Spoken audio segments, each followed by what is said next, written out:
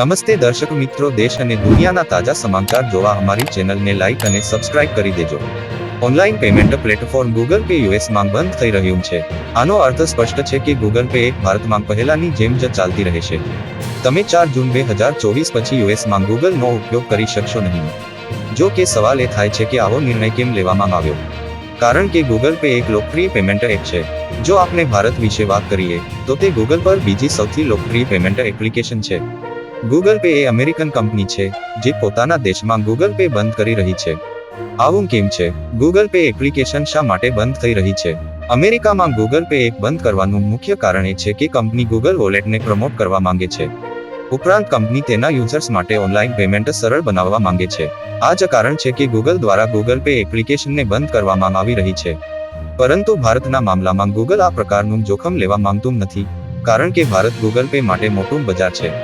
તેમજ Google pay એ બીજા નંબરનું સૌથી મોટું ઓનલાઈન પ્લેટફોર્મ છે. તમને જણાવી દઈએ કે અમેરિકામાં ગૂગલ વોલેટનો ઉપયોગ ગૂગલ પે એપ કરતાં 5 ગણો વધુ છે.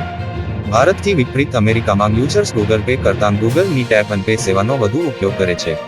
કહેવાનો મતલબ એ છે કે ગૂગલ પે અમેરિકામાં એટલું લોકપ્રિય નથી જેટલું ગૂગલ વોલેટ છે. તો હાલ માટે બસ આટલું જ. અમારી ચેનલને અવશ્ય સબસ્ક્રાઇબ કરી દેજો.